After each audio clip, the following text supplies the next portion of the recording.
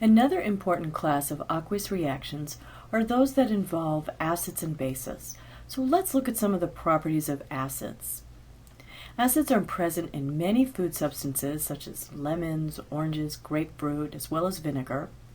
And one thing that is common among all acids is they have a sour taste.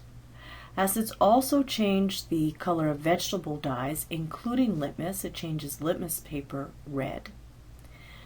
Acids will react with many acids, but not with copper, silver, or gold. These are often known as the noble metals.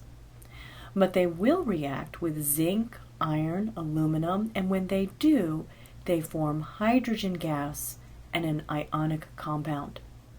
They are corrosive because acids react readily with many different substances.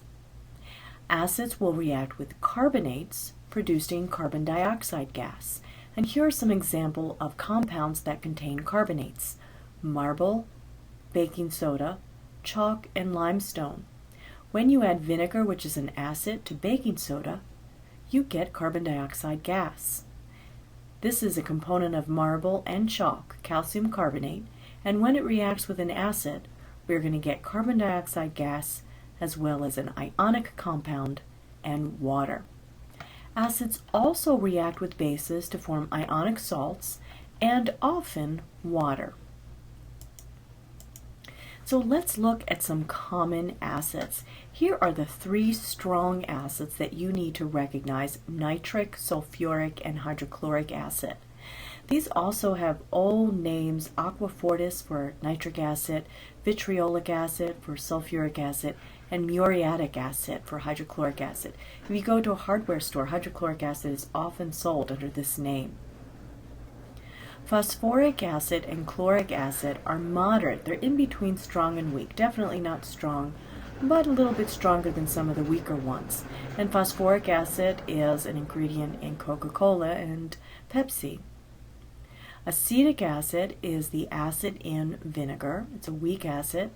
Hydrofluoric acid is a weak acid. Carbonic acid is in any type of soda water. It's a weak acid. And boric acid is found in borax, which is a detergent booster. Notice that every acid begins with hydrogen. That's because when an acid dissociates, it always dissociates its H plus as well as the polyatomic ion or the monoatomic ion that is bonded with it. Now let's look at bases. Bases are also known as alkalis, and if something is basic, it's known as alkaline. Bases have a bitter taste and they have a slippery feel. They also change the color of vegetable dyes, but a different color than acids, and they turn litmus blue instead of red. Bases will react with acids to form ionic salts. They will often form water, and this is what's known as a neutralization reaction, when an acid reacts with a base. And here are some common bases, and you need to know these four strong bases: sodium hydroxide, potassium hydroxide, calcium hydroxide. Well, I guess these three. These also have common names: lye or caustic soda, caustic potash, slake lime.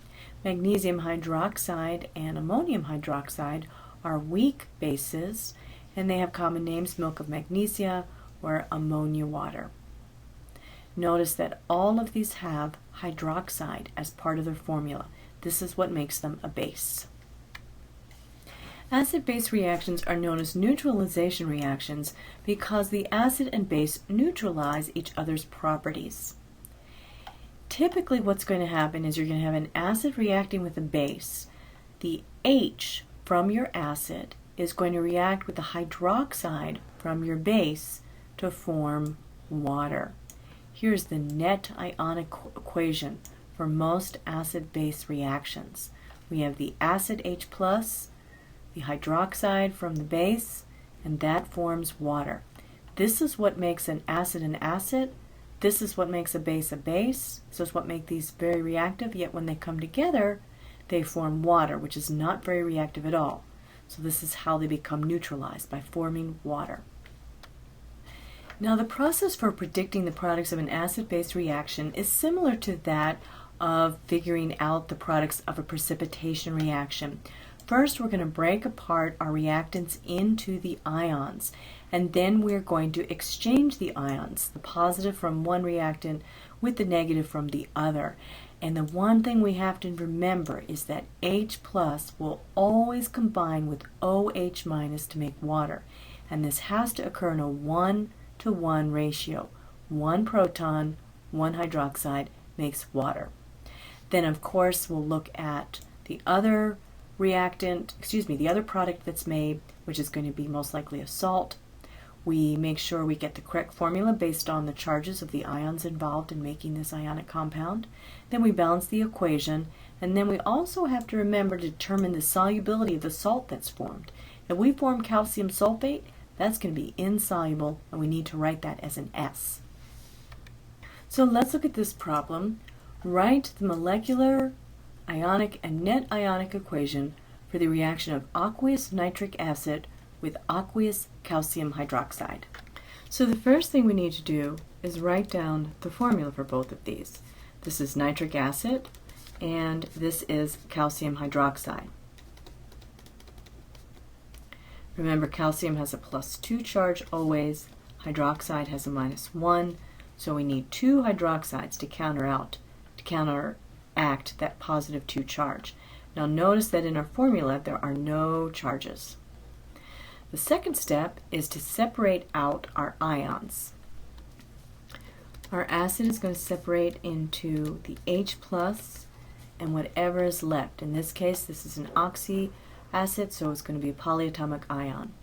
And then this is going to break apart into the calcium and the hydroxide. And I always like to write how many I have. Okay, so then we switch our ions and we make water, because anytime H plus and hydroxide come next to one another we have water, and we make calcium nitrate. And again we have a +2 charge with an anion of a -1, so I need two of them. These are the products that are formed. Now I'm going to go back and balance the equation. I notice over here that I had two hydroxides from my calcium, but only one hydroxide reacts with one H plus. So I need two H pluses.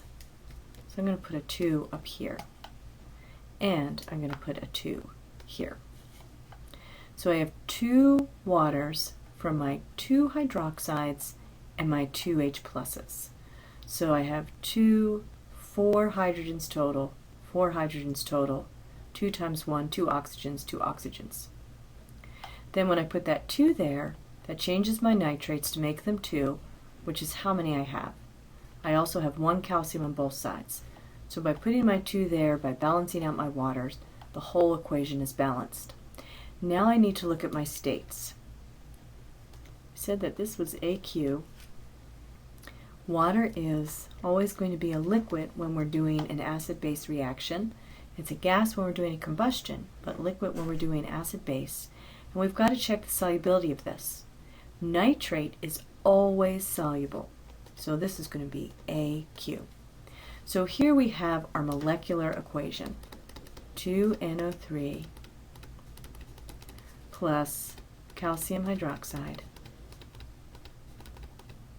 goes to 2H2O plus calcium nitrate, AQ. Now to do my complete ionic, I'm going to separate out everything into the ions.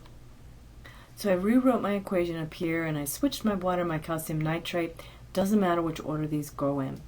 So to do my complete ionic, I'm going to separate my strong electrolytes into their ions. Nitric acid is a strong acid, so it's a strong electrolyte, breaks apart into the ions. Calcium hydroxide, not only is it a soluble ionic compound, but it's also a strong base. So it completely separates out. Over here, my calcium nitrate is a soluble ionic compound, so it separates out, but my water is liquid and it doesn't, so I keep that. So there is my complete ionic equation. To get my net ionic equation, I cross out whatever I have on the same side. I have calcium, AQ on both sides. I have 2 nitrates, AQ on both sides. And what I'm left with is 2H plus 2 hydroxides form 2H2O. Now, I can simplify this by dividing each coefficient by 2. I couldn't do that in my other equations. Whoops, I couldn't do that in my other equations because I had to have it balanced. But here, all I'm looking at is my H plus and my hydroxide. So this is balanced, and this is our net ionic equation.